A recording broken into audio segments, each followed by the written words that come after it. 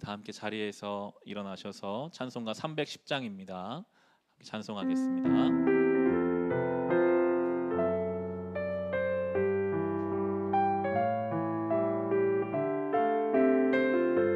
하나님의 은혜로 있을 데 없는 자.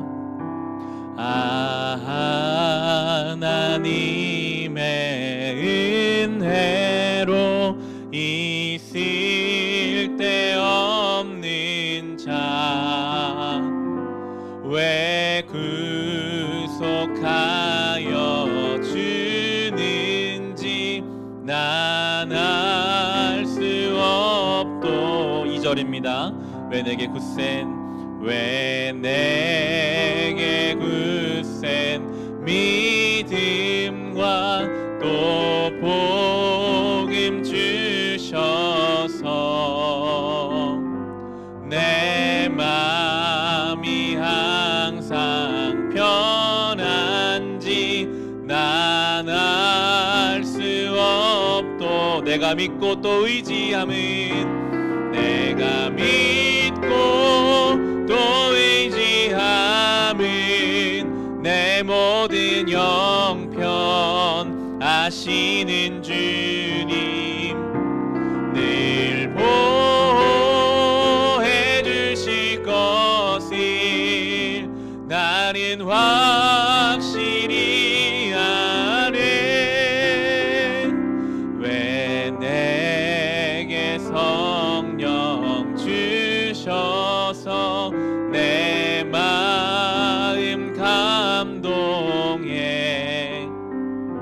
주 예수 믿게 하는지 난 알 수 없도. 내가 믿고 또 의지함은 내가 믿고 또 의지함은 내 모든 형편 아시는 주님 늘 보호해 주실 것을 나는 확실히 아네. 주 언제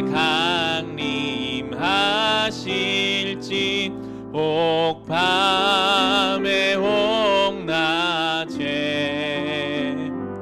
또 주님 만날 그곳도 난 알 수 없도. 내가 믿고 의지합니다. 내가 믿고 또 의지함은 내 모든 형편 아시는 주님 늘 보호해 주실 것을 나는 확실히 내가 믿고 또 의지함은 내 모든 형편 아시는 주님 늘 보호해 주실 것을 나는 확실히 아네. 내가 믿고 또 의지함은 내 모든 형편 아시는 주님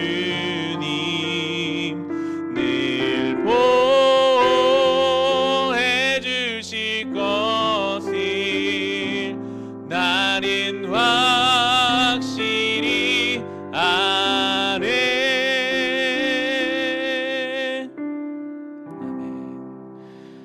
나는 전능하신 아버지 하나님 전지의 창조주를 믿습니다. 나는 그의 유일하신 아들 우리 주 예수 그리스도를 믿습니다. 그는 성령으로 잉태되어 동정녀 마리아에게서 나시고 본디오 빌라도에게 고난을 받아 십자가에 못 박혀 죽으시고 장사된 지 사흘 만에 죽은 자 가운데서 다시 살아나셨으며 하늘에 오르시어 전능하신 아버지 하나님 우편에 앉아 계시다가 거기로부터 살아있는 자와 죽은 자를 심판하러 오십니다. 나는 성령을 믿으며 거룩한 공교회와 성도의 교제와 죄를 용서받는 것과 몸의 부활과 영생을 믿습니다. 아멘. 자리에 앉으시기 바랍니다. 함께 회개의 기도를 주님께 드립시다. 십자가 앞에 눈을 감고 겸손히 여전히 우리 안에 남아있는 죄된 모습들을 반복적으로 짓는 우리의 불신앙과 불순종의 자리가 있다면 나의 영혼 가운데, 우리의 가정 가운데, 교회 가운데, 이 나라의 민족 가운데 주님 어둠과 거룩하지 못한 모든 것들이 예수의 이름으로 떠나가게 하시고 오직 주의 보혈의 공로를 의지하오니 주여 우리를 새롭게 하여 주옵소서.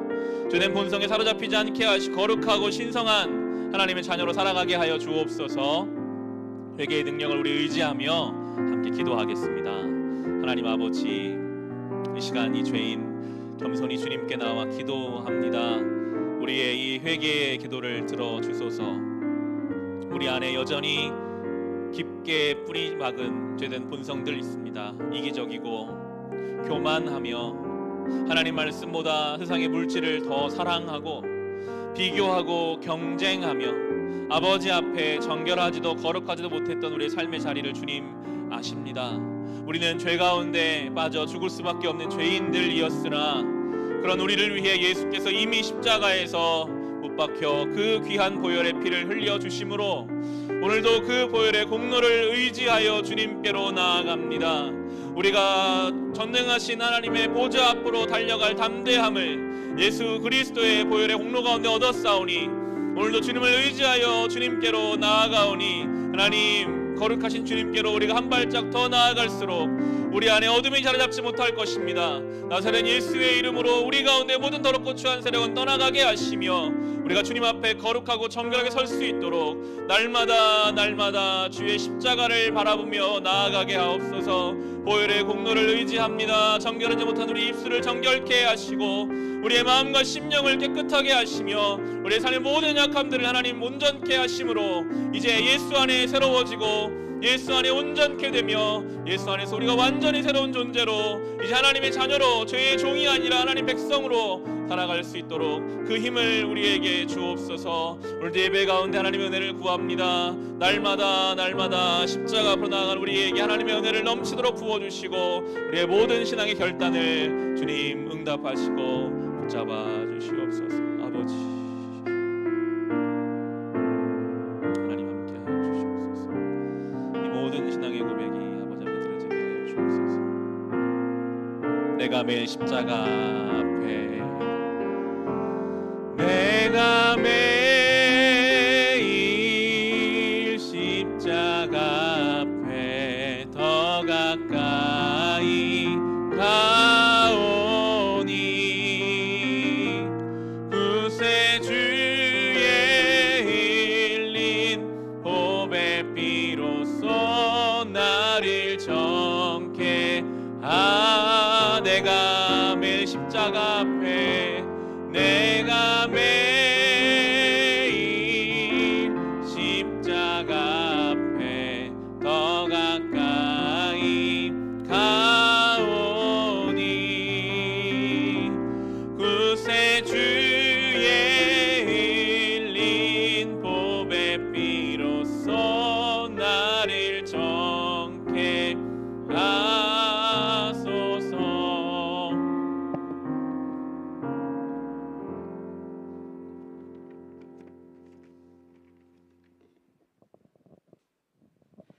사랑의 주님, 저희를 사랑하시어 거룩한 주일에 예배 드릴 수 있게 하여 주심 감사드리며 영광과 존귀와 찬송을 드립니다. 낯설고 혼란스러웠던 2020년 반년의 시간 동안 건강과 안전을 지켜주시고 저마다 의미 있는 모습으로 거듭나게 하여 주신 주님의 사랑과 은혜 감사드립니다. 쓸쓸한 고단함을 고백할 때 주님께서 다정히 위로해 주시고 억울하고 분함으로 가슴 먹먹한 기도를 드릴 때 주님께서 더욱 낮아지라 다독이시며 저희의 허물 또한 보여주시니 기다리는 인내를 배웠습니다. 욕심과 욕망으로 세상을 의지하고 실리를 셈할 때 진리의 말씀으로 깨닫게 하시니 주님의 계획을 기대하며 묵묵히 순종의 길을 걸어갈 수 있었습니다. 또한 나이 수고에 교만이 아닌 겸손히 머물게 하심 역시 감사드립니다. 주님의 세계가 각각의 제 빛깔을 찾아 익어가듯 저희도 주님이 떠나라 하신 길을 찾아가는 그 녹록지 않은 인생의 농도가 아름답게 짙어짐을 발견하며 함께 동행하시는 주님께 감사드립니다.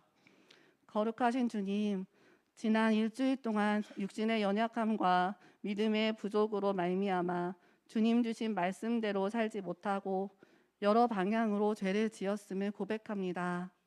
말씀에 집중하지 못하고 기도로 주님과 소통하는 시간보다 세상의 약속과 계획을 우선한 저희의 그릇된 심성을 용서하여 주시옵소서.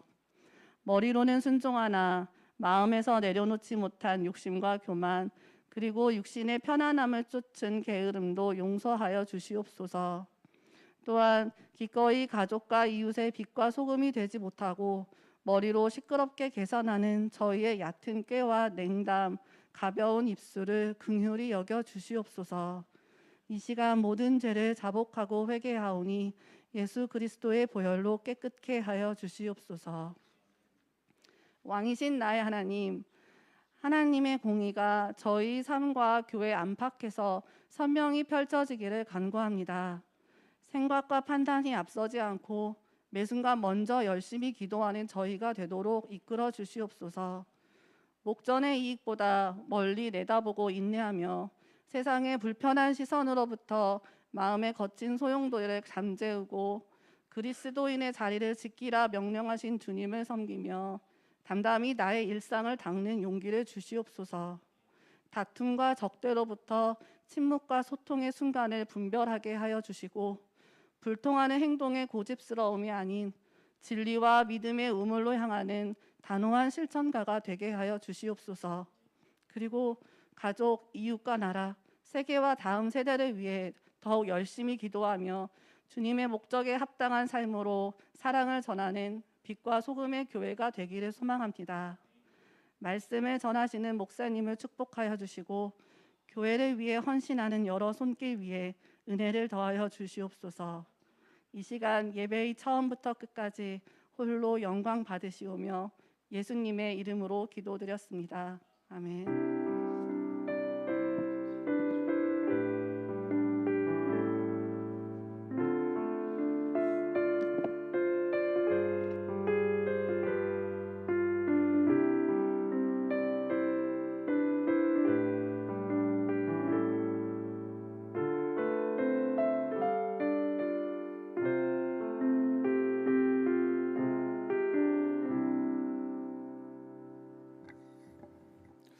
오늘 주신 하나님 말씀 함께 보겠습니다. 창세기 26장 19절부터 22절까지의 말씀입니다.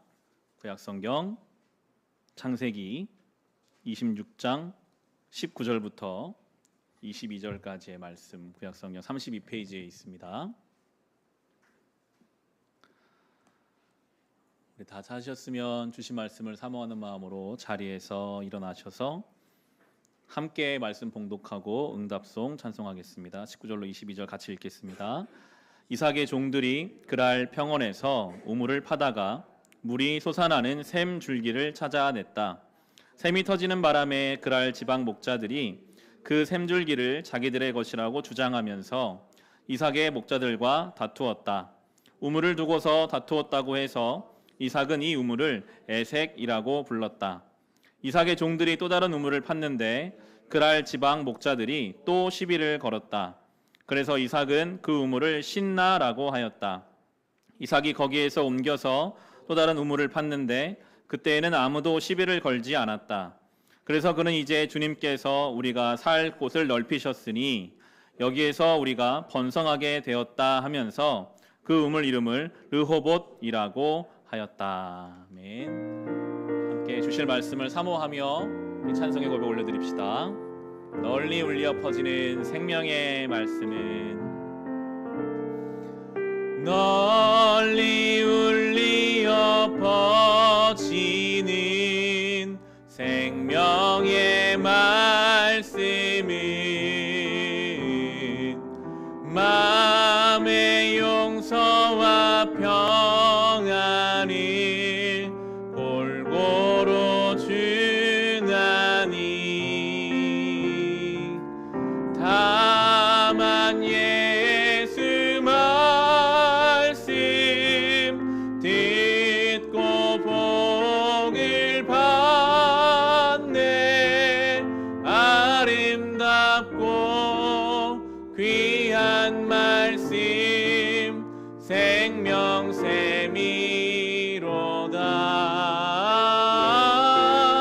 아름답고 귀한 말씀 생명샘이로다.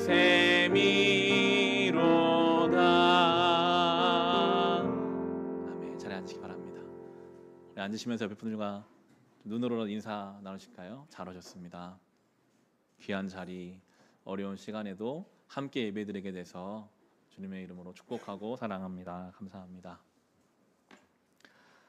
우리가 묵상하고 있는 한 인생, 이 이삭이라는 사람은 하나님께로부터 놀라운 복을 받은 사람입니다. 단순히 어떤 영적인 복 이외에도 오늘 살펴보겠지만 아주 구체적이고도 현실적인 복을 하나님께 넘치도록 받은 사람이 이삭입니다. 그런데 그 이삭이 복받을 행동을 해서 어떤 조건을 채워서 받은 복일까요? 전혀 그렇지가 않거든요. 지난주 우리가 살펴봤습니다. 이삭이 한 것은 그저 하나님이 머무르라고 하는 그 가나안 땅이라고 부르기도 민망한 가나안 땅의 가장 끝자리 글 아래 머물러 산 것밖에 없었습니다. 하나님이 살라고 하니까 그 땅에 살긴 살았는데 그에게는 하나님을 향한 믿음이 부족했어요. 하나님이 정말 나를 지켜줄 수 있을까? 이 그랄이라는 이방 땅에서 내가 내 아내 때문에 혹시 죽임 당하면 어떡하나 라는 염려가 하나님을 향한 믿음과 말씀보다 컸습니다. 그래서 거짓말을 하죠. 이 사람은 내 아내가 아닙니다. 내 누이입니다. 이삭의 생각에 하나님이 분명히 약속하셨거든요. 너에게 자손을 줄 거고 함께 할 거다. 근데 그 하나님 말씀보다 자기 거짓말이 더 효과가 있을 거라고 생각했어요. 내 아내라고 하면 나를 죽일지도 몰라. 거짓말에 의탁해서 살려고 했던 이삭이었습니다. 여러분, 하나님께 중심을 두지 못하고요, 그 중심이 흔들린 상황에서 내리는 결정과 말들은 누군가의 깊은 상처가 됩니다. 특별히 가장 사랑해야 할 가족들의 마음을 아프게 합니다. 리브가가 옆에서 얼마나 마음이 아팠을까요? 하나님을 떠난 결정들, 하나님 없는 내린 계획들은 그렇게 점점 더 안 좋은 방향으로 흘러가게 되어 있습니다. 그런데 하나님은 이런 이삭을 복주세요. 이삭이 뭘 해서가 아니라 무조건적인 하나님의 은혜가 이삭의 삶에 있었습니다. 여러분, 이것이 성도된 우리의 삶이 아닙니까? 우리에게 믿음이 있죠. 순종도 합니다. 내 나름대로 순종을 하지만 하나님을 믿는다고 하면서도, 순종한다고 하면서도 한편에 있는 불안함. 정말 하나님이 내 인생을 지켜줄 수 있을까? 정말 하나님이 코로나 중에 나를 지켜줄까? 우리 자녀들을 지켜주실까? 내가 원하는 대로 내 인생이 안 되면 어떻게 할까라는 불안함 때문에 하나님을 향한 약속과 믿음이 아니라 거짓을 따라갈 때가 있어요. 세상에서 이렇게 말하면 이게 맞나 보다. 말씀도 믿음도 뒤로 하고 그걸 따라가다가 내 가족에게 깊은 상처를 남기고 말도 안 되는 결정을 내리기도 하는 것이 우리의 모습인데도, 그런 우리를 하나님이 무조건적으로 사랑하시고 은혜를 베풀어 주셨습니다. 예수 그리스도의 십자가죠. 우리가 아무것도 하기 전에, 우리가 죄인 되었을 때 먼저 우리를 사랑하신 예수님의 십자가. 오늘 이삭이 어떤 복을 받았을까요? 12절부터 오늘 살펴볼 텐데요. 26장의 12절을 보시면 이삭이 그 땅에서 농사를 지어서 그 해에 100배의 수확을 거두어 드렸다. 주님께서 그에게 복을 주셨기 때문이다. 아브라함 가문, 아브라함도 이삭도 농사는 전문가가 아닙니다. 그들은 목축이 전문가죠. 양과 염소를 돌보는 것이 이들의 주된 직업인데 농사를 지었어요. 그리고 그 땅은 익숙하지 않은 땅입니다. 이 땅에 맞는 작물이 무엇인지 어떤 식으로 경작해야 되는지 아마 주변 사람들 가르쳐주지 않았을 거예요. 그런데 농사를 지었고 100배의 열매를 맺히게 하셨습니다. 성경은 분명히 말하죠. 이것은 이삭이 잘한 것도 아니고 운이 좋아서도 아니고 하나님이 복을 주셨기 때문이다 라고 분명하게 이야기하고 13절에 또 이렇게 나옵니다. 그는 부자가 되었다. 재산이 점점 늘어서 아주 부유하게 되었다. 26장 시작할 때만 해도 흉년이어서 도망했던 게 이삭의 인생입니다. 먹고 살 게 없어서 굶어 죽을까 두려워서 하나님 약속의 땅을 떠나려 했던 이삭이 지금 어떻습니까? 하나님이 그를 아주 부유하게 하셨어요. 먹을 게 없어 굶어 죽을 걸 두려워하던 한 인생도 하나님 안에 있으면 큰 부유함을 누리게 하십니다. 정서적으로, 영적으로, 또 현실적으로 우리가 아주 빈곤하고 가난할 때가 있습니다. 아무런 힘이 없을 때가 있고 도망가고 싶을 때가 있습니다. 그런데 성경은 분명히 말합니다. 그런 인생도 하나님 안에서 부유하게 하시는 분이 우리 하나님이시다. 풍성하게 하시는 분이 우리 하나님이시라고 분명히 우리 가르쳐주는 것을 이 말씀을 붙잡으면서 바라기는 우리도 때로 너무나 우리 영적으로 빈곤하고 가난하지만 내 안에 아무런 생명 열매 없는 것 같지만 주님 안에서 이 풍성함을 누릴 수 있기를 주님의 이름으로 축원합니다. 풍성함, 부유함이 그에게 주어졌는데 오늘 본문에서는 이 부유함이 또 다른 문제를 가지고 와요. 그런 것 같아요. 좋을 때는 좋아서 또 문제가 생기기도 하고요. 어려울 때는 그 어려움이 또 문제를 낳습니다. 그런데 하나님은 그 가운데서도 일하고 계시죠. 이삭이 당한 문제는 주변 사람들의 시기심이었습니다. 14절 말씀입니다. 그가 양떼와 소떼, 남종과 여종을 많이 거느리게 되니 블레셋 사람들이 그를 시기하기 시작하였다. 이삭이 너무 잘 되니까요. 주변 사람들, 원주민들이 시기했어요. 쟤는 뭔데? 갑자기 와서 농사를 지었는데 저렇게 잘 되냐? 인간의 마음이 참 그런 것 같아요. 잘 안 되는 사람을 보면 괜찮아요. 불쌍하네. 측은한 마음이 있어요. 그런데 잘 되는 사람을 보면 뭔가 마음이 안 좋게 흘러가요. 꼴 보기가 싫어요. 마음이 막 꼬일 때가 있어요. 심지어 사촌의 땅을 사면 배가 아프다. 내 가족 중에서 잘 돼도 뭔가 내 마음이 불편하기도 한 죄성이죠. 자기 중심성입니다. 늘 내가 중심이기 때문에 우리 안에는 그런 마음들이 있었고 이삭 주변의 원주민들, 이 그랄 사람들은 이삭을 핍박하기 시작했습니다. 15절, 16절의 말씀입니다. 그래서 그들은 이삭의 아버지 아브라함 때에 아브라함의 종들이 판 모든 우물을 막고 흙으로 메워버렸다. 아비멜렉이 이삭에게 말하였다. 우리에게서 떠나가시오. 이제 당신은 우리보다 훨씬 강하오. 창세기의 배경이 되는 이 가나안 지역은요, 물이 굉장히 귀한 지역입니다. 우물은 생명입니다. 우물이 없으면 다 죽어요. 그런데 지금 이 사람들이 아주 무서운 데서 저질렀죠. 그 우물을 빼앗고 흙으로 메워버렸습니다. 그리고 떠나라고 합니다. 이 많은 가축과 가족들이 떠나서 물 없으면 죽는데 떠나라는 거예요. 흙으로 메웠다는 표현을 성경이 해석할 때 성경 주석에서는 그 당시에는 우물을 파서 우물을 발견한 사람이 그 우물의 소유주가 되는 법이 있었습니다. 이 사람들이 먼저 흙으로 메우고 이삭을 떠나보낸 다음에 메웠지만 장소를 알잖아요. 다시 파서 그 우물을 가지려고 하는 마음이었다라고 해석하더라고요. 충분히 그럴 수 있죠. 떠나가시오 한 다음에 이 생멸과도 같은 우물을 자신들이 소유하기 위해서 이삭을 떠나가게 합니다. 그럼에도 그들의 마음에는 이삭을 향한, 이삭이 믿는 하나님을 향한 두려움이 있었어요. 이삭이 부유하니까 사실은 이삭을 죽이거나 이삭을 해해서 그 재산을 다 빼앗아도 됐을 텐데 그들에게는 이삭과 함께하는 하나님을 향한 두려움이 있었기 때문에 그렇게는 못하고 떠나라, 그렇게 이야기합니다. 여러분, 이삭의 입장이 한번 되어 봅시다. 떠날 수 있을까요? 지금 이 땅, 농사를 지으면 100배의 결실을 맺는 땅, 내년에도 100배가 약속될 수 있는 그런 땅이에요. 불법을 저지르지 않았어요. 열심으로 농사 지었고 하나님 복을 주신 이 땅을 버리고 어디로 갑니까? 물이 없어서 지금 가족들이 죽을 수도 있는데요. 보통은 세상 사람들은 이럴 때 어떻게 행동할까요? 이삭이 돈이 많잖아요. 그러면 제 생각에는 아비멜렉이 그 지역의 1인자라면 그 지역의 그 다음 가는 2인자나 3인자 집을 밤에 찾아가는 거예요. 협상을 하죠. 내가 재산이 많은데 내가 반 띄워주겠어. 당신 이번 기회에 아비멜렉 제치고 1이 될 수 있게 해주고 내가 이 지역 살게 해주면 우리가 함께 잘 살아봅시다라고 인간 역사는 흘러왔거든요. 충분히 그렇게 해볼 수 있지 않았을까요?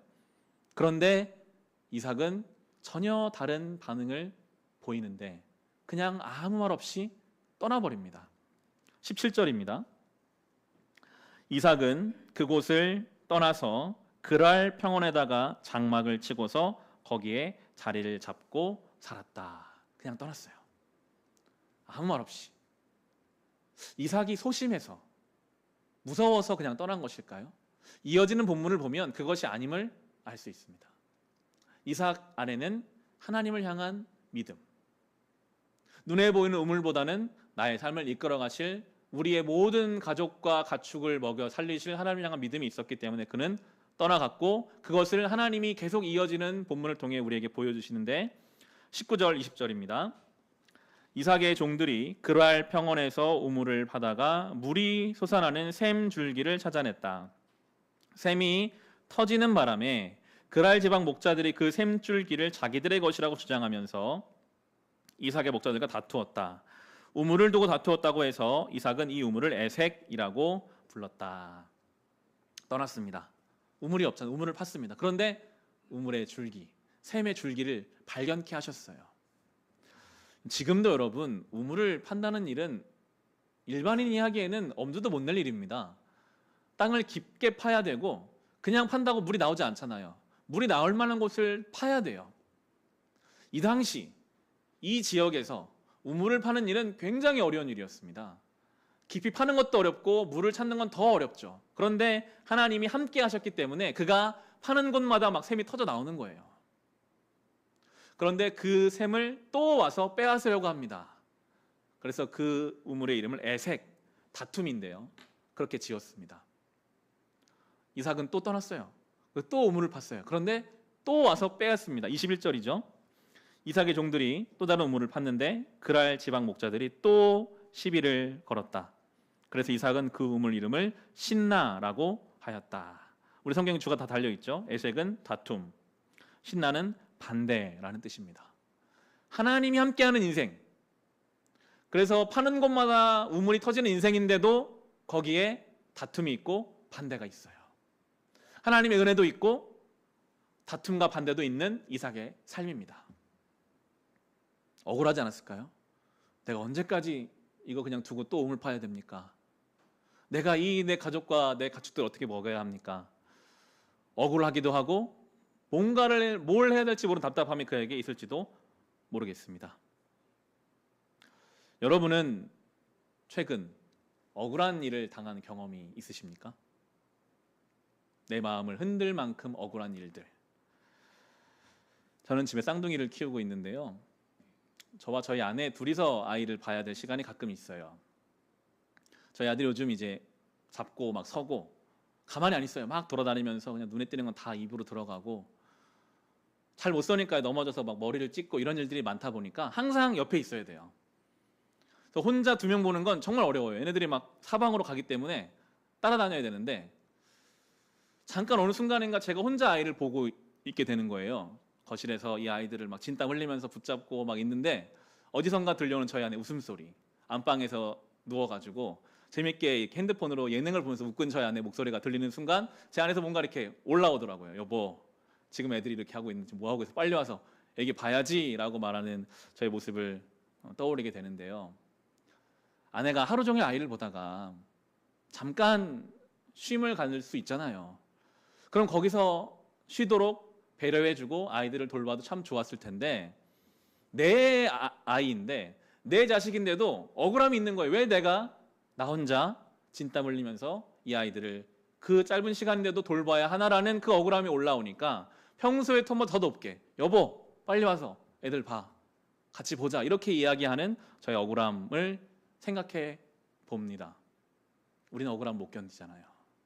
이삭의 그 억울함, 나의 삶의 어떤 부당한 대우에서 내 안에 올라온 어떤 감정들. 그런데 우리가 믿고 따르는 예수님은 아마 예수님처럼 억울한 경우가 있었을까요?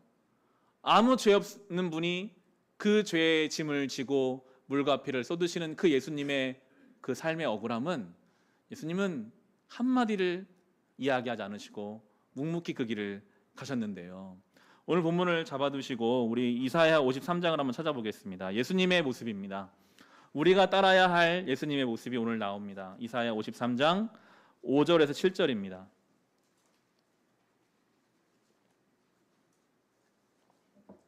구약성경 1040페이지에 있습니다.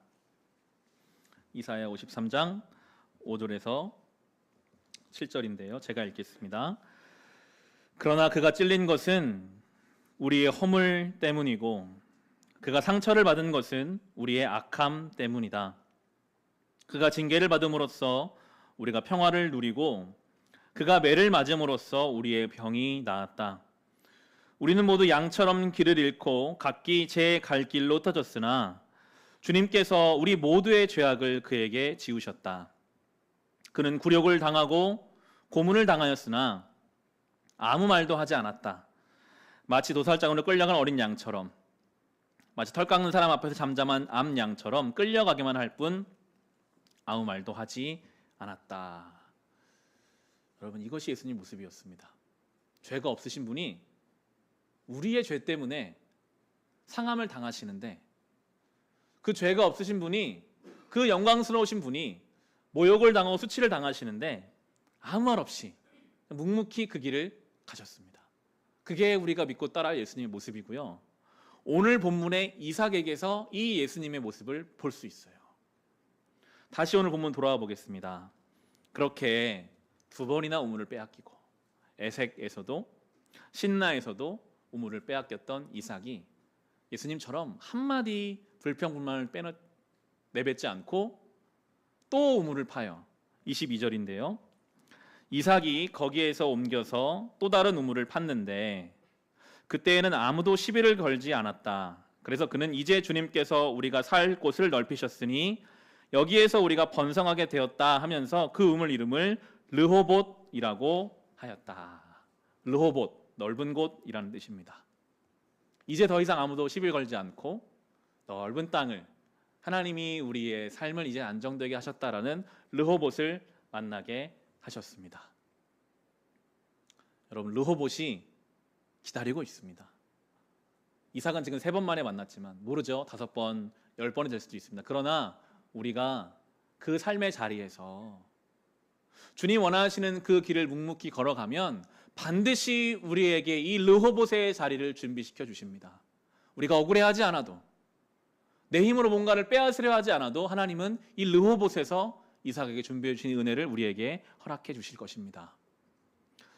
제가 개인적으로 참 좋아하는 설교자 중에 예수향남교회 목회하시는 정갑신 목사님 계시는데, 이 본문을 설교하시는 중에 한 본인의 경험을 이야기하시더라고요. 목사님을 교인이 아닌 다른 한 교수님께 찾아와서 상담을 했대요. 사회적으로는 굉장히 성공한 교수이신데 그 막내 아이가 하루 종일 게임을 하는 거예요. 너무 심하니까 이 아이를 데리고 상담을 받으러 갔는데도 그 상담사가 이야기하기를 뭔가에 열중하는 것만으로도 감사하게 여기십시오. 요즘에 아이들이 하고 싶은 것도 없고 열중하는 것도 없는데 그래도 그것만이라도 감사하게 여겨라는 상담을 받고 와서 더 마음이 답답해서 목사님께 와서 그게 상담입니까? 도대체 내가 어떻게 해야겠습니까? 라고 이야기하는 그 교수님 이야기를 들으면서 답답하잖아요. 어떤 말 할 수 있을까 하는 중에 묵상하고 해줄 수 있는 말이 있었답니다. 그것이 바로 지금 할 수 있는 일 하십시오. 그 아이를 위해 할 수 있는 일은 사랑하는 것입니다. 왜 답답하게 여겨질까요? 왜 막막하게 여겨질까요? 부모로서 이 아이가 왔으면 하는 지점이 있어요. 어떻게든 이 아이가 여기까지 와야 되는데 이게 안 되니까 막막한 거예요. 내가 원하는 자리, 여기까지 이 아이를 끌고 와야 하는데 지금 게임하고 있을 때가 아닌데 여기까지 오려면 뭔가를 해야 하는데 그게 안 될 때 여겨지는 답답함. 할 수 있는 것이 없잖아요. 그러나 가장 우리가 위대하게 할 수 있는 일은 사랑인데 그 속마음을 잘 들어가 보면 사랑에 대해 불신하고 있어요. 사랑한다고 뭐가 되겠어? 사랑에 대해서 무시하고 있어요. 사랑한다고 뭐가 될까? 여러분, 예수님이, 하나님이 우리를 그렇게 기다려주고 계시지 않습니까? 하나님이 우리를 인도하기 원하는 지점이 있는데 우리는 멀잖아요. 거기에서 한참 못 미치잖아요. 그런다고 하나님이 막막해 하십니까? 아니요. 그냥 우리를 사랑하고 계세요. 그냥 그 자리에 있는 우리를, 늘 같은 실수를 하는 우리를 주님은 사랑하고 계십니다. 그 사랑이 결국 우리를 이끌어 가는 것이기에 사랑하십시오. 그러다 보면 우리 안에 그런 사랑이 근데 없잖아요. 내 자녀지만 그렇게 사랑할 수 있는 사랑 넉넉한 우리 안에 없습니다. 그래서 성령의 열매 중에 첫 번째가 사랑인 것 같아요. 우리 안에는 없으나 성령이 우리 안에 내주하심으로 열매 맺혀주시는 그 사랑, 우린 그걸 구해야 합니다. 주님, 저는 제 자녀도 내 방식대로만 사랑하려고 하는 지극히 자기중심적 사랑이지만 성령께서 내 안에 오셔서 주님이 나를 사랑하시는 그 사랑으로 내가 누군가를 바라보게 해달라고 우리가 그렇게 구할 때 우리에게도 르호봇을 만나게 하실 것입니다. 여러분, 이상이 할 수 있는 게 뭐가 있었습니까? 아무것도 없었어요. 그냥 또 우물을 파는 거예요.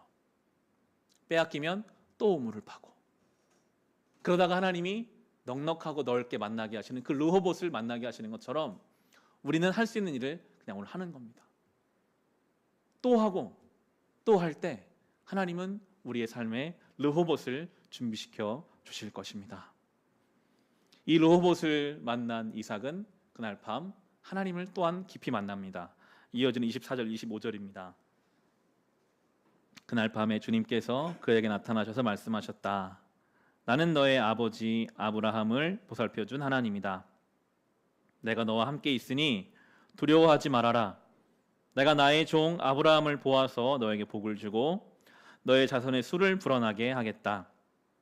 이삭이 그곳에 제단을 쌓고 주님의 이름을 부르며 예배하였다. 그는 거기 장막을 치고 그의 종들은 거기에서도 우물을 팠다. 르호봇 그 밤에 하나님이 나타나셨습니다. 이삭에게 그 하나님의 말씀과 하나님과의 만남은 깊은 감동이 되었을 거예요. 아, 하나님이 내가 그때 그 에색에서 다툼을 경험할 때도 하나님 나를 보고 계셨던 것이었구나. 하나님이 그 신나에서 나를 반대하는 사람들 중에도 내가 묵묵히 그때를 이겨낼 때 하나님이 나의 삶을 예배로 기뻐 받아주고 계셨던 것이구나. 하나님은요, 르호봇에만 계시는 분이 아니십니다. 우리의 삶의 그 다툼과 반대의 자리에서도 우리가 하나님을 향한 믿음으로 그 자리를 이겨내는 순간순간마다 하나님은 함께 계셨어요. 기뻐 받아주고 계셨습니다. 우리가 그 자리에 서고 있는 할 때 주님은 삶의 예배로 받아주십니다. 그리고 이제 놀라운 일이 더 일어나는데요. 이삭을 떠나라고 하고 배척했던 아비멜렉이 이제 이삭을 찾아오는 내용이 나옵니다. 26절부터 29절입니다. 아비멜렉이 친구 아우삿과 군사령관 비골을 데리고 그랄에서 이삭에게로 왔다. 이삭이 그들에게 물었다. 당신들이 나를 미워하여 이렇게 쫓아내고서 무슨 일로 나에게 왔습니까? 그들이 대답하였다. 우리는 주님께서 당신과 함께 계심을 똑똑히 보았습니다. 그래서 우리는 우리와 당신 사이에 평화 조약을 맺어야겠다고 생각합니다. 이제 우리와 당신 사이에 언약을 맺읍시다. 우리가 당신을 건드리지 않고 당신을 잘 대하여 당신을 평안하게 가게 한 것처럼 당신도 우리를 해롭게 하지 마십시오. 당신은 분명히 주님께 복을 받은 사람입니다.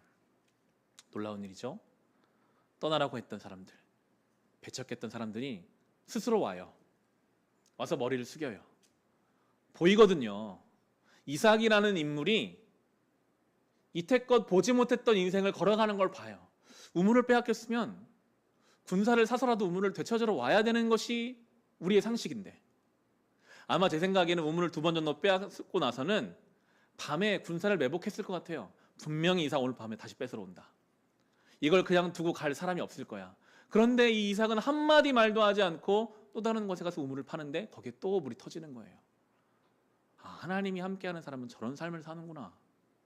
여태껏 우리는 우물 하나 있으면 그거 뺏겠다고 서로 죽이고 죽고 계획을 세우고 다툼하던 인생이었는데, 싸우지 않고 또 다른 곳에 가서 또 다른 우물을 파게 하시는 하나님과 그 이삭을 보면서 고개를 숙입니다. 이삭이 진 게 아니라요, 결국 이기게 하셨어요. 이게 예수님의 방법이 아닙니까? 예수님이 십자가에서 아무 말도 못하고 죽으셨어요. 그때만 해도 로마가 이겼다, 저 종교인들이 이겼다라고 말했지만 결국에 부활하심으로 예수님이 승리하셨죠. 이게 성도가 살아가는 방식입니다. 우리는 완전히 다른 길을 가는 사람들입니다. 그 길을 감으로 하나님의 살아계심을 우리 삶으로 증거하는 사람들입니다. 우리가 입으로 외치지 않아도 삶 속에서 그 하나님과 깊이 동행할 때 자연스럽게 세상에서는 보게 될 것입니다. 아, 저들은 다르구나. 하나님이 살아계시는구나. 함께 하기를 원하게 되는 것이죠. 이삭의 마음이 참 넉넉한 르호봇의 마음이었습니다. 화가 나잖아요. 저희 같으면 무슨 소리야, 빨리 가라, 소금 뿌려라, 막 이랬을 것 같은데 그러지 않고 잔치를 베풀어줘요. 30절 31절입니다. 이삭은 그들을 맞아서 잔치를 베풀고 그들과 함께 먹고 마셨다. 그들은 다음날 아침 일찍 일어나서 서로 맹세하였으며 그런 다음에 이삭이 그들을 보내니 그들이 평안한 마음으로 돌아갔다. 이 르호봇의 사람이 아닙니까? 넓은 마음을 가지고 있어요. 당신 나이가 어떻게 했든지 간에 오늘 다시 잔치를 베풀어주고 넉넉하게 돌아갈 수 있게 해주는 것, 그것이 바로 은혜 받은 사람의 모습이요 성도의 모습이죠. 말씀을 이제 마치려고 합니다. 오늘 설교의 제목을 르호봇에 가기까지라고 정했습니다. 이삭이 르호봇을 만나러 가기까지는 억울함의 시간도 있었죠. 언제 이런 일이 끝날까 낙심하는 시간도 있었을 것입니다. 그러나 여러분, 선을 행하되 낙심하지 않으면 때가 이르면 반드시 르호봇을 열매를 거두게 하시는 분이 하나님이십니다. 우리는 그 믿음으로 사는 사람들이죠. 예수께서 우리에게 아주 구체적으로 주신 말씀이 있는데요. 마태복음 5장 38절부터 보시면서 이제 마치겠습니다. 마태복음 5장 산상설교 중에서 한 부분입니다. 38절부터 보시면 우리 생각에는 이삭의 행동도 비상식적이잖아요. 이거 어떻게 뺏기고 가만히 있어. 그런데 오늘 예수님이 하시는 말씀은 더 높은 차원의 말씀이죠. 마태복음 5장 38절부터 42절입니다. 제가 읽겠습니다. 눈은 눈으로 이는 이로 갚아라 하고 말한 것을 너희는 들었다. 그러나 나는 너희에게 말한다. 악한 사람에게 맞서지 말아라. 누가 내 오른쪽 뺨을 치거든 왼쪽 뺨마저 돌려 대어라. 너를 걸어 고소하여 내 속옷을 가지려는 사람에게는 겉옷까지도 내 주어라. 누가 너들 억지로 오리를 가자고 하거든 십리를 같이 가 주어라. 내게 달라는 사람에게는 주고 내게 꾸려고 하는 사람을 물리치지 말아라. 예수님의 말씀이십니다. 내가 이렇게 살겠다가 아니라요, 예수를 따르는 자들에게 이렇게 살라라고 말씀하시는 이 말씀, 너무 비현실적입니다. 나와는 어울리지 않습니다. 이렇게 우리가 던져버릴 수 있는 말씀이 아닙니다. 내 안에 이러한 모습이 없으나 우리가 이렇게 살기를 힘쓸 때, 때로는요 아예 가능성 자체를 생각하지 않을 때가 있어요. 나는 이 말씀과 어울리지 않아. 시도조차 안 해볼 때가 있습니다. 그러나 우리는 이 말씀을 믿고 이러한 삶의 방향을 살기를 힘써야 합니다. 그러할 때에 하나님이 우리를 넓혀주실 거예요. 우리에게 르호봇을 만나게 하실 것입니다. 우리가 할 수 있는 일을 오늘 합시다. 이삭이 할 수 있는 그 우물 파는 일을 끝까지 감당했던 것처럼 오늘 우리가 나의 가정에서 할 수 있는 것, 오늘 우리가 믿는 자로서 이 주님의 말씀 받아서 나의 직장에서 할 수 있는 그것, 이 사회 속에서 할 수 있는 그것을 우리 감당할 때 하나님이 르호봇을 만나게 하실 것입니다. 여러분, 이 시대가 굉장히 우울하잖아요. 지난 주 중에 현직 서울시장이 스스로 목숨을 끊는 사건은 코로나로 인해 우울했던 우리의 이 사회를 더 어둡고 더 무겁게 만들었습니다. 더 앞으로 상실감과 변질과 불신 속에 우리는 살아가야 할지도 모릅니다. 메마른 시대죠. 그래서 우물이 필요합니다. 저는 이 말씀을 그렇게 묵상하게 되더라고요. 이 시대에 성도가 이 르호봇의 우물을 파서 이 메마른 땅에 예수의 생명을 전해야 한다. 답답하고 우울하고 어두운 시대 속에 우리를 보내신 그곳 그 자리에서 우리가 이 믿음의 우물을 파서 예수의 생수를 전하는 사람들이 되어야만 이 시대 가운데 복음이 역사하고 하나님의 나라가 이루어져 갈 것입니다. 그것이 교회는 우리의 사명입니다. 성도된 우리의 사명입니다. 그렇게 맡겨진 자리에서 우리가 할 수 있는 우물을 파며 그것을 도우시고 기뻐하신 하나님을 경험할 수 있기를 우리 주님의 이름으로 축원합니다. 주신 말씀을 우리 같이 기도합시다. 주님, 르호봇에 가기까지는 어려움이 있습니다. 억울함이 있습니다. 아무도 몰라주는 것 같습니다. 아무것도 변할 것 같지 않습니다. 그러나 주님이 살아계시고 언젠가 반드시 그 르호봇에서 우리를 넓혀주시고 하나님이 그 샘물을 우리에게 먹여주실 것을 믿고 믿음의 길을 담대히 걸어가게 하여 주시옵소서. 우리 받은 말씀을 가지고 함께 통성으로 기도하겠습니다. 하나님 아버지 감사합니다. 르호봇에 가기까지 이삭이 걸었던 여정이 오늘 우리가 살펴본 여정입니다. 그 가운데는 다툼의 자리도 있습니다. 반대를 경험하는 자리도 있습니다. 억울합니다. 어렵습니다. 두렵습니다. 그런 후에도 주님은 우리와 함께 하시기에, 주님이 우리를 인도하여 주시기에, 이 메마르고 황폐한 시대 가운데 성도들을 통하여 이 르호봇의 우물을 파괴하시고 우리를 통해 예수의 생수가 전해지게 하여 주옵소서. 주님, 악을 악으로 갚는 인생이 되지 않게 하시고 묵묵히 예수님이 가신 그 길을 함께 따르며 예수께서 명령하신 그 인생의 방향을 향하여 나아갈 수 있는 우리의 삶이 되게 하여 주시옵소서. 주님, 르호봇에 가기까지, 그 우물을 파기까지 여전히 우리는 부족하고 부끄럽고 연약합니다. 그러나 주님, 우리를 사용하실 것입니다. 연약하고 부족한 우리를 주님 붙잡아 주실 것을 믿습니다. 주여, 우리 가운데 이 일을 행하시옵소서. 우리 가운데 이 일을 부어 주시옵소서. 믿음의 길을 온전히 걸을 수 있도록, 믿음의 역사를 우리가 이뤄낼 수 있도록 주여 우리와 동행하여 주시옵소서. 르호봇의 생수가 우리의 가정에서 먼저 터져나기를 원합니다. 우리의 교회에서 터져나기를 원합니다. 우리 일상에서 그 생명의 우물이 터져나와 이 메마르 황폐한 사람들을 먹이고 그들을 소생케 하며 그들을 살리며 우리가 가야 할 길을 발견할 수 있도록 주여 은혜 베풀어 주소서. 주여 우리에게 하나님의 생명을 부어 주소서. 주여 함께하여 주시옵소서.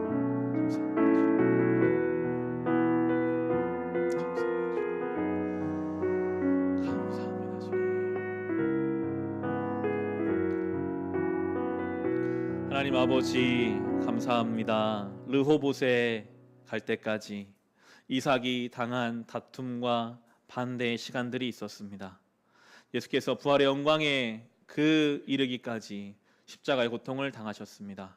우리도 이 주님의 길을 따라 신앙의 길을 걸어갈 때 때로는 답답하고 억울하며 아무 일도 일어날 것 같지 않은 상실감이 찾아올 수도 있겠으나 그때에도 여전히 우리가 할 수 있는 일을 감당함으로 르호봇에서 우리에게 은혜를 준비하시는 하나님을 만나게 하여 주시옵소서. 이 말씀을 가지고 이 어렵고 황폐한 시대를 생명으로 살려내는 교회가 되며 성도 되게 하여 주옵소서. 예수님의 이름으로 기도합니다. 아멘.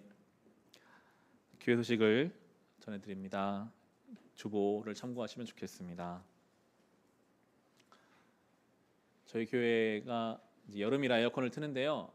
앞에 에어컨은 좀 성능이 좋은 것 같아요. 앞쪽은 좀 더 시원하고 뒤쪽은 조금 덜 시원합니다. 추우신 분은 뒤쪽으로 좀 앉으시면 좀 덜 추우실 거고 더우신 분은 앞쪽으로 앉으시면 되겠고요. 어제 자녀를 결혼한 김동희 집사님이 떡을 좀 준비해 놓으셨습니다. 나가시면서 떡을 가져가셔서 맛있게 드시면 좋겠습니다. 공동회의가 예배 후에 있습니다. 성도들께서는 남으셔서 공동회의 참여를 부탁드립니다. 특별 새벽기도 한 주간 더 남았습니다. 시편 말씀 150편까지 한 주 남았는데요. 남은 시편 한 편 한 편을 함께 묵상하고 함께 나가면 좋겠고요. 사역위원회를 지금 모집하고 있습니다. 우리 교회 중고등부 사역위원회 제일 긴급하고 중요해서 앞에 넣어놨는데 또 중보기도 사역위원회, 또 온라인 미디어 사역도 중요하죠. 또 공동육아 사역위원회, 관리사역위원회 5가지 위원회를 모집 중에 있습니다. 뒤편에 보시면 저 싱크대 쪽에 벽에 붙여놨어요. 그 이름을 적으시면 되고 관심이 있으시면 저에게 연락을 주셔도 좋겠습니다. 그리고 또 더 필요한 사역위원회가 있다고 느껴지면 같이 계속 만들어가서 저는 말씀을 전하고 목회하는 이 일이 저의 임무고 다른 것들은 저는 지식도 없고 못합니다. 같이 해갈 수 있는 교회가 될 수 있도록 계획하고 있으니까요. 참여를 부탁드리겠습니다. 다 함께 자리에서 일어나셔서 결단 찬송 예수 닮기를 라는 찬송이죠. 오늘 설교의 제목처럼 우리가 예수님을 닮아가는 예수님 모습을 닮아가는 세상에 예수의 모습을 증거할 수 있는 우리가 될 수 있기를 사모하면서 찬송의 고백을 드립시다. 내 삶의 소망, 내 삶의 소망, 내가 바라는 한 분, 예수 닮기를 내가 원하네. 한없는 사랑,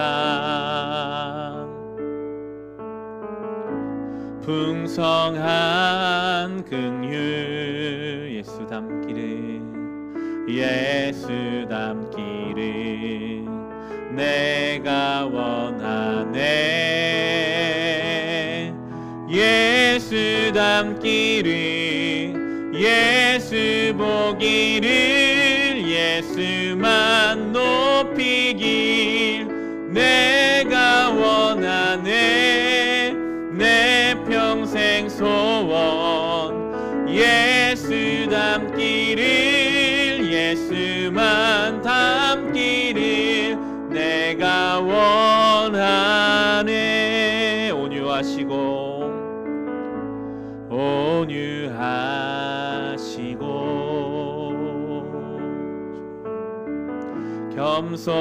겸손하신 성품, 예수 닮기를 내가 원하네. 자비하시고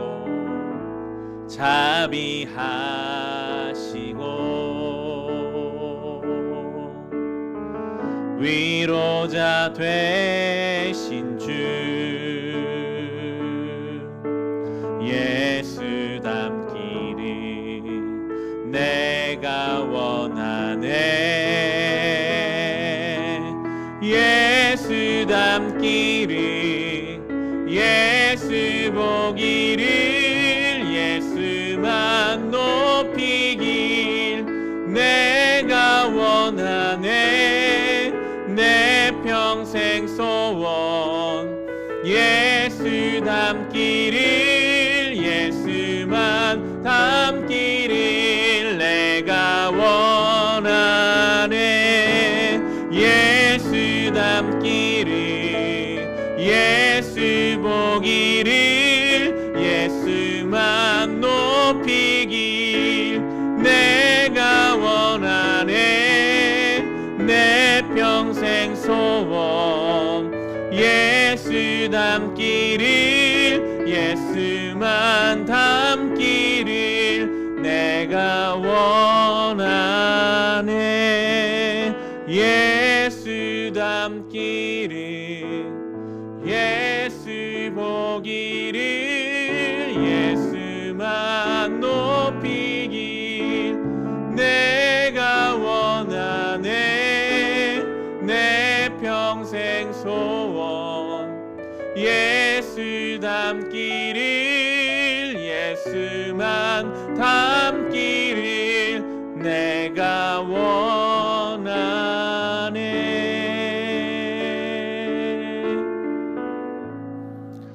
하나님 아버지, 이 찬송의 고백이 우리의 신앙 고백 되기를 원합니다. 우리의 평생의 소원이 무엇입니까? 그저 이 땅에서 잘 되고 내 삶의 안위와 편의만을 위해 살아가지 않게 하시고, 우리의 평생의 소원, 가장 첫째 소원이 예수를 닮아가는 것 되게 하옵소서. 이삭이 우물을 빼앗겨도 또 다른 곳에 우물을 파고, 빼앗겨도 또 다른 곳에 우물을 파 르호봇을 만나 그 주변 사람들에게 하나님의 살아계심을 삶으로 증거했던 것처럼, 우리도 삶의 자리에서 예수님의 그 모습을 닮아감으로 넉넉한 마음으로 많은 사람들을 품어주고 예수께 받은 그 은혜와 사랑을 흘려보내는 것으로 우리 주변 많은 사람들에게 하나님의 살아계심을 증거할 수 있는 교회와 성도 되게 하여 주시옵소서. 하나님, 주신 은혜가 너무나 감사해서 오늘 예배드리고 귀한 예물 또한 구별하여 주님 앞에 올려드립니다. 우리가 드린 이 예물을 기뻐 받아 주시며, 특별히 어려운 중에 있는 선교지 위에 구제하는 기관과 아이들에게 은혜로 더하여 주옵소서.